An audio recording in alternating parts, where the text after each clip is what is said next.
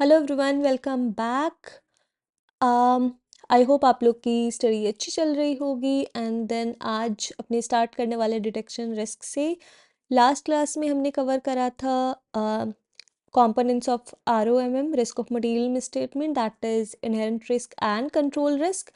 And today we are going to talk about detection risk, that is second part, you can say second part of audit risk, because अपने को पता है कि audit risk क्या था, function of risk of material misstatement and detection risk. तो अपने risk of material misstatement के कंपोनेंट्स को कवर कर लिए, आज अपनी डिस्कस करने वाले डिटेक्शन रिस्क को। ठीक है, तो डिटेक्शन रिस्क का हमने फर्स्ट क्लास में, इन केस आपको याद होगा, तो हमने देखा था डिटेक्शन रिस्क जो होता है वो ऑडिटर से रिलेटेड होता है। ठीक है,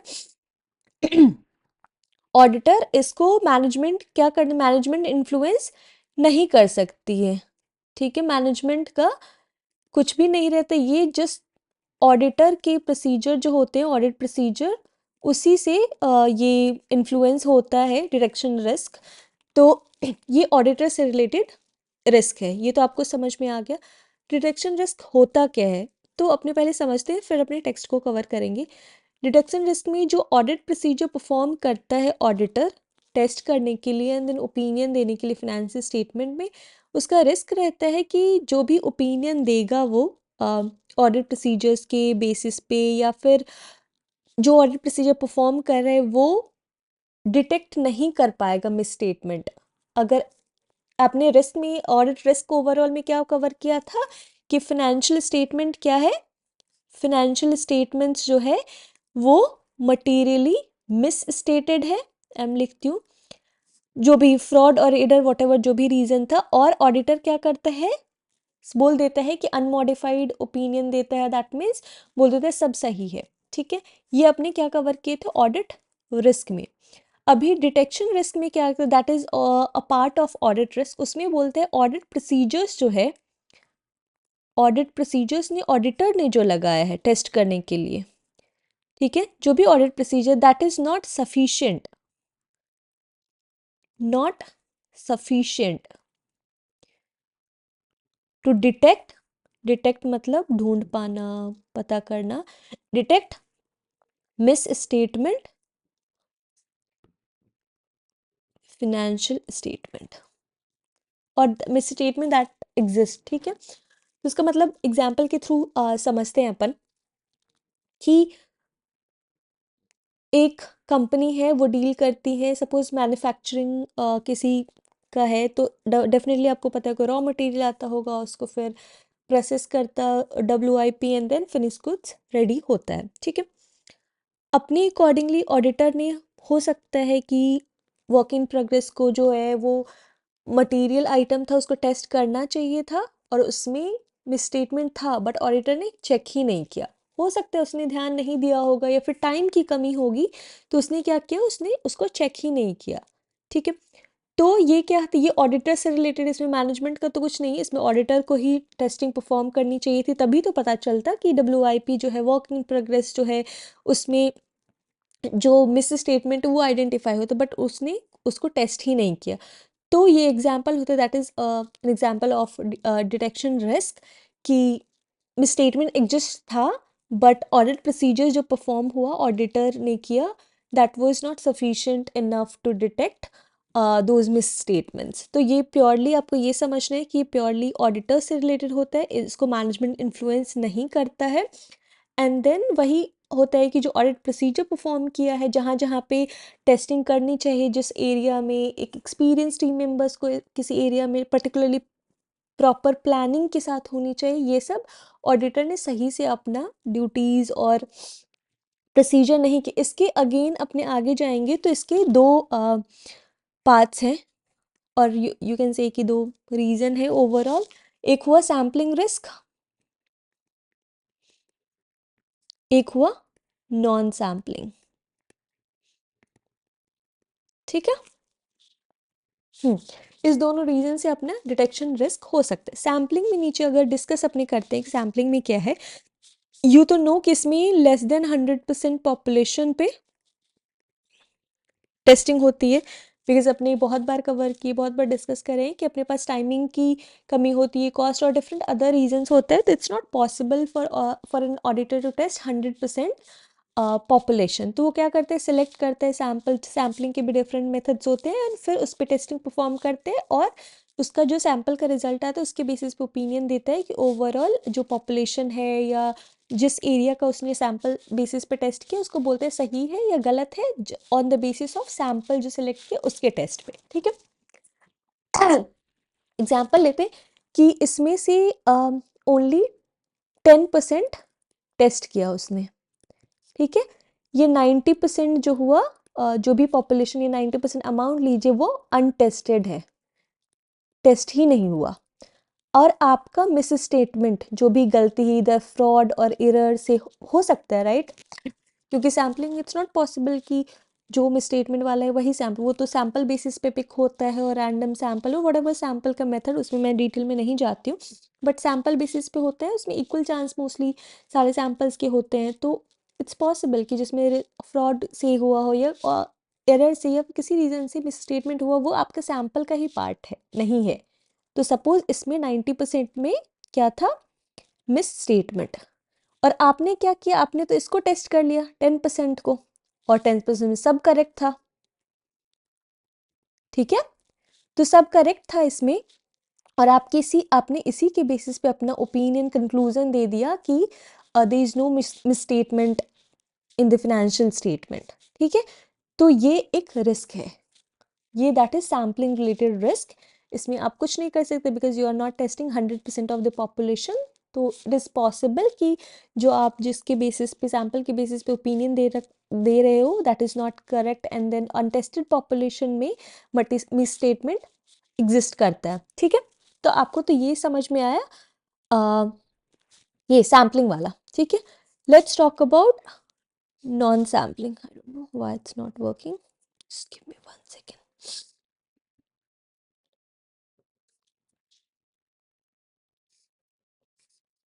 सॉरी।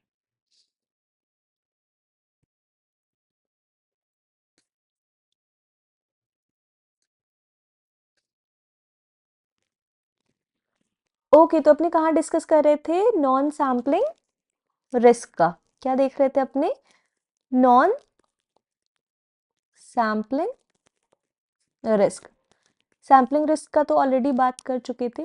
नॉन सैम्पलिंग रिस्क में आप खुद ही सोचिए अपने क्या क्या अभी के लिए जितना कवर किए उसी पे डिस्कस करते, उसी का एग्जांपल लेते कि आपने कवर किया हमने कि प्लानिंग होनी चाहिए, प्रॉपर स्ट्रैटेजी होनी चाहिए, ऑडिट प्रोसीजर होना चाहिए, देख के कि कौन से एरिया में कौन सा ऑडिट प्रोसीजर, कौन सी टेस्टिंग करनी है। तो सपोज आपने प्लानिंग सही से नहीं की ऑडिटर ने, ठीक है, प्लानिंग सही से नहीं किया, जहाँ पे एक्सपीरियंस टीम मेंबर्स की ज़रूरत हो, मेंबर की ज़रूरत हो, वहाँ पे लगाया नहीं, न्यूज़ वाहिनी को भेज दिया, जो आर्टिकल है उनको भेज दिया, तो डेफिनेटली वो अच्छे से नहीं कर पाएंगे जहाँ जिस एरिया में वो एक्सपर्टीज़ की ज़रूरत होगी।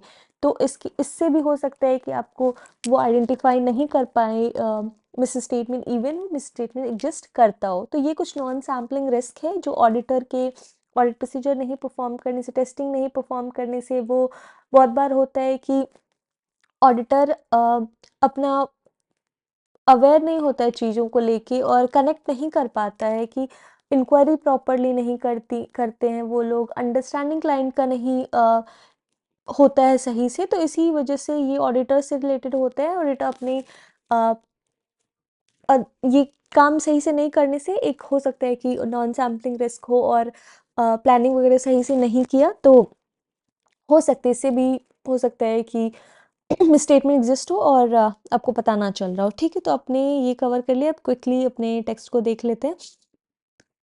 लिखा हुआ है कैसे, 200 में डिफाइन करते हैं डिटेक्शन रिस्क को, risk that procedure performed by the auditor. हमने खुद ही देखा था कि ऑडिटर टू रिड्यूस, डेफिनेटली जो ऑडिट परफॉर्म करते हैं या टेस्टिंग परफॉर्म करते हैं वो रिड्यूस ऑडिट रिस्क जो था अपना, उसको लो लेवल पे करने के लिए अपने करते हैं। बट वो जो ऑडिट प्रोसीजर हमने परफॉर्म करा, that is that will not detect a misstatement that exists. Misstatement material, definitely material misstatement को अपने को देखना है, मटीरियल अपने रिलेवेंट नहीं इंडिविजुअली और अग्रीगेटेड विथ अदर मिसस्टेटमेंट। मैं फिर से नहीं कवर करूंगी, इंडिविजुअल और अग्रीगेटेड का अपने एग्जाम्पल कवर किए थे। आप इन केस नहीं आपको क्लियर है तो आप पिछले वाला जो क्लास है वो देख लें एक बार। तो ये समझ में आ गया कि ऑडिट प्रोसीजर जो परफॉर्म किया auditor to reduce the audit risk that will not detect a misstatement. Example देख लेते हैं। Auditor of a company uses certain audit procedure, ठीक है किया।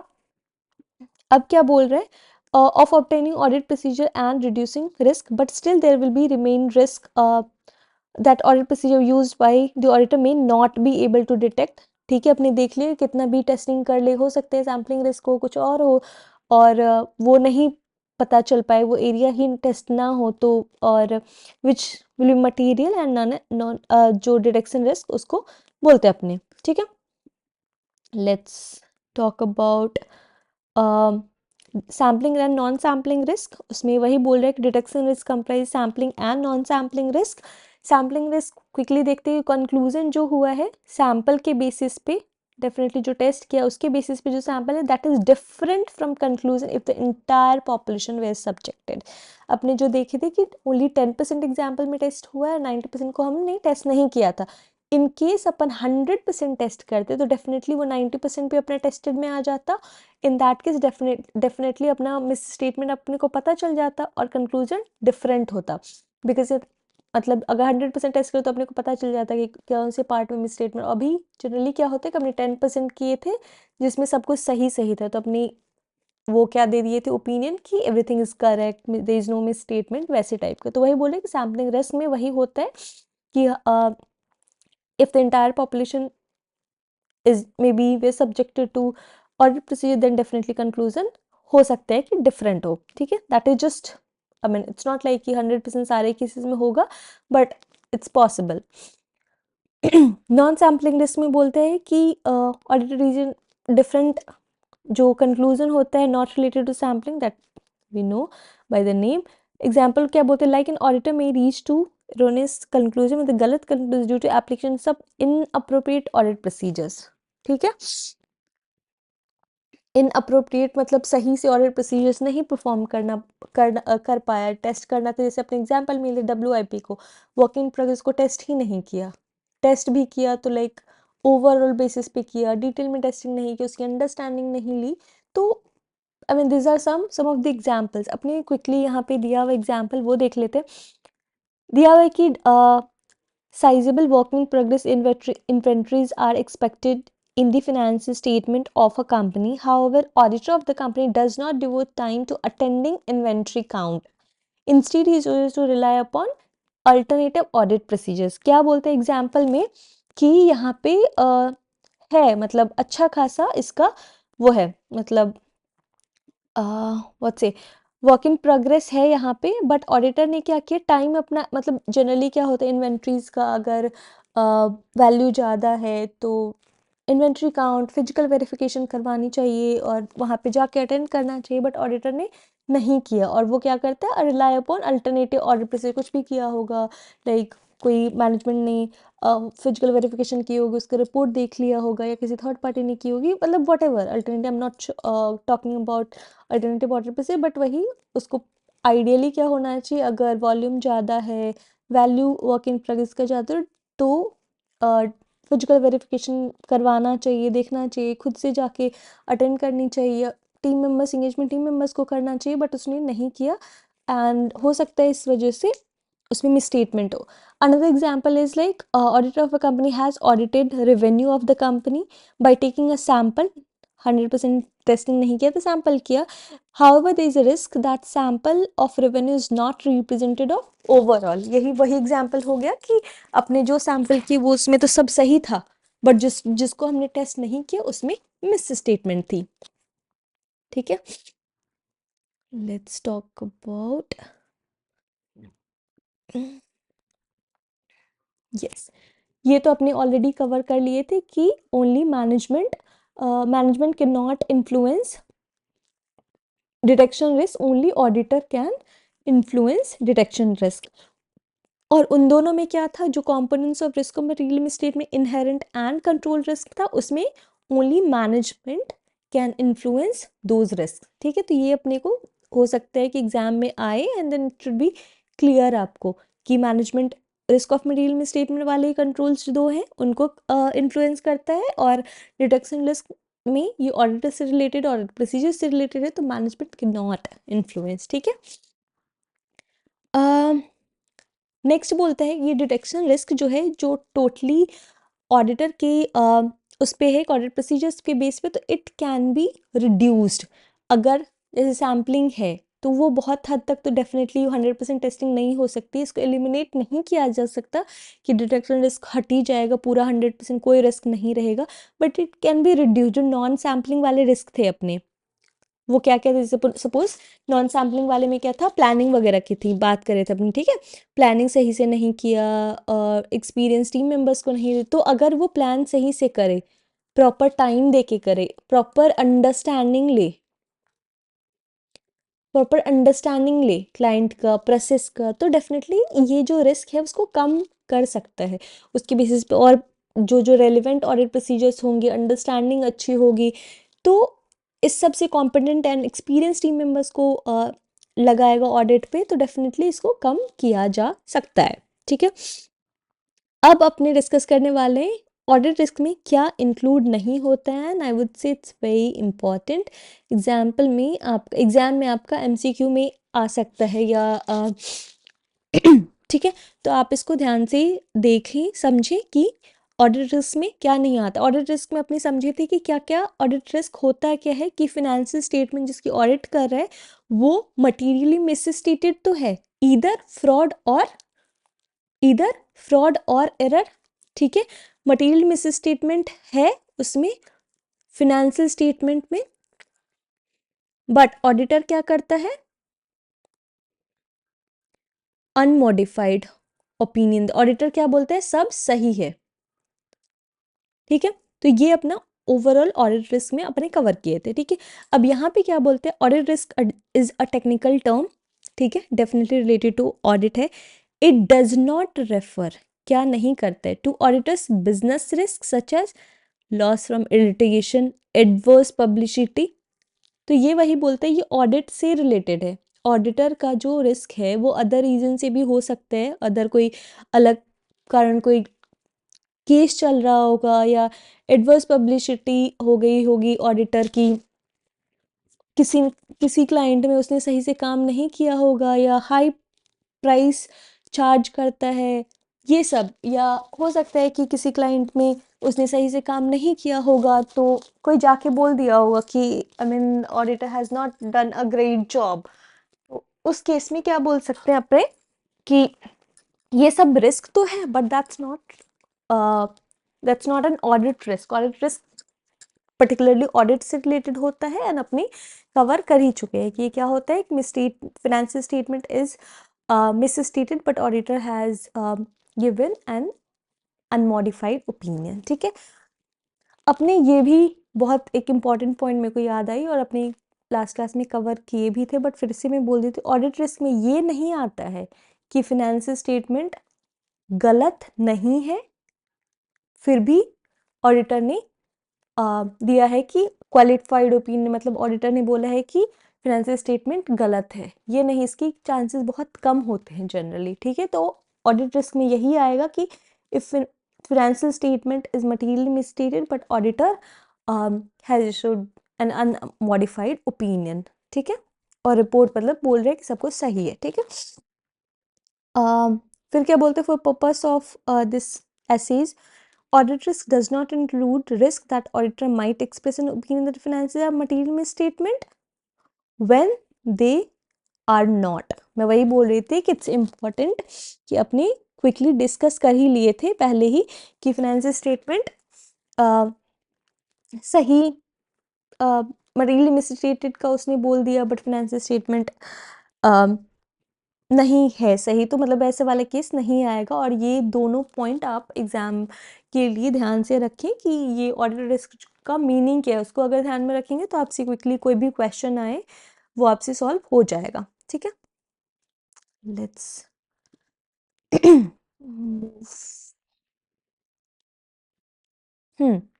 अब क्या बोलते हैं कि अपने असेसमेंट ऑफ रिस्क क्या करते हैं, मतलब डेफिनेटली ये जो होता है ये हर ऑडिटर टू ऑडिटर ये कोई सेट रूल नहीं है। There is no as such rule कि अपने को ऐसे ही ऑडिट करनी चाहिए, रिस्क असेसमेंट करनी चाहिए, तो there is no such rule, कोई रूल नहीं है कि असेसमेंट ऑफ रिस्क का। इस ये person to person, auditor to auditor vary करता है।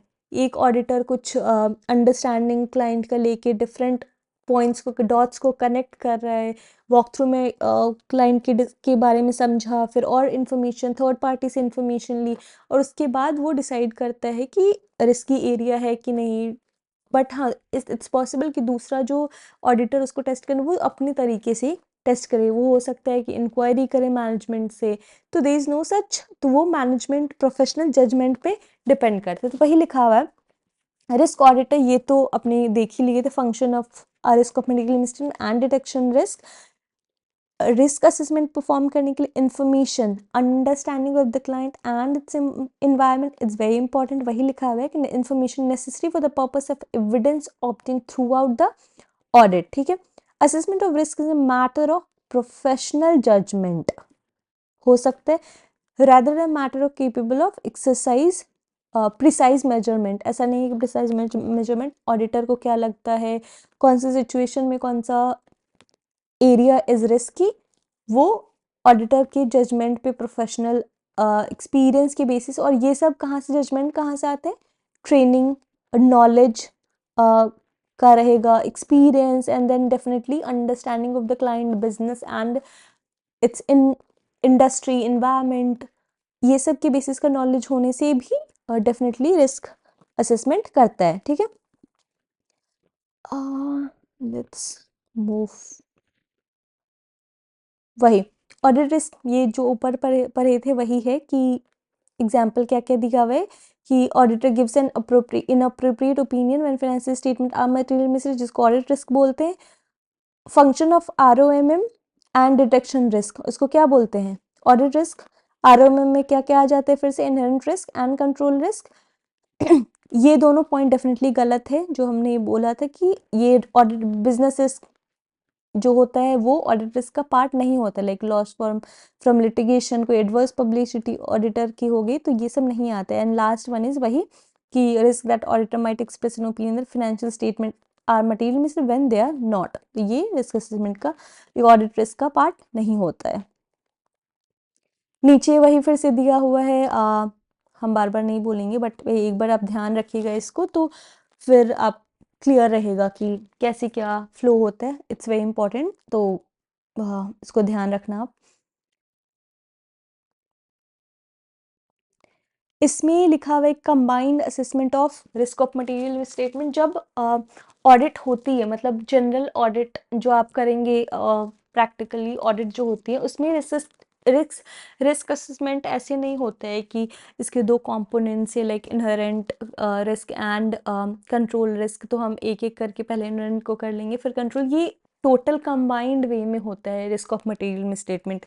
लाइक अंडरस्टैंडिंग ली जाएगी, फिर प्रायर ईयर के नंबर्स चेक किए जाएंगे, मैनेज देखा जाएगा कॉम्प्लेक्स एरिया है कि नहीं, ठीक है, मैनेजमेंट का कोई रिलेटिव का कुछ है कि नहीं, रिलेटिव के ट्रांजेक्शन, रिलेटेड पार्टी के ट्रांजेक्शन है कि नहीं, फिर देखा जाएगा कंट्रोल क्या क्या है। तो ऐसा नहीं है कि अलग अलग हम टेस्ट करते हैं, तो ये कंबाइंड असेसमेंट होता है दोनों इनहेरेंट रिस्क का एंड कंट्रोल रिस्क का, ठीक है। वही लिखा हुआ है कि कंबाइंड असेसमेंट जनरली होता है, बट अगर इट ऐसा नहीं है कि ये ऐसा सेट रूल है, बट ऑडिटर चाहे तो इसको अलग अलग भी कर सकता है। बट टेक्निकली मैंने जितने भी ऑडिट्स किए हैं उसमें मैंने वही देखा है कि रिस्क असेसमेंट जब करते हैं ओवरऑल अपने देखते हैं, एक अंडरस्टैंडिंग के बेसिस पे, इंक्वायरी के बेसिस पे, अदर डॉक्यूमेंट्स जो आपने रिव्यू किया उसके बेसिस पे अपने जो भी रेलिवेंट इंपॉर्टेंट फैक्टर्स होता है, क्लाइंट के मैनेजमेंट के बारे में सोचना कि ज़्यादा जजमेंट तो इस ट्रांजेक्शन में नहीं है, रिस्की तो नहीं है, वॉल्यूम क्या है, कुछ अनयूजुअल ट्रांजेक्शन नहीं, तो ये सब एक साथ देख के एंड देन फाइनली डिसाइड किया जाता है कि ये एरिया इज़ रिस्की और नॉट, मतलब रिस्क ऑफ मटेरियल मिसस्टेटमेंट है या just normal risk of misstatement है, ठीक है। नीचे फिर से वही कुछ लिखा हुआ है जो हमने बहुत बार कवर कर लिया, तो I am not going to talk about ये, आपको आता ही होगा ऑलरेडी बिकॉज हमने मल्टीपल टाइम्स इसको कवर कर लिया है। ठीक है, अपने इलस्ट्रेशन लास्ट में कवर करेंगे। तो चलो मिलते हैं नेक्स्ट क्लास में, till then take care, bye bye.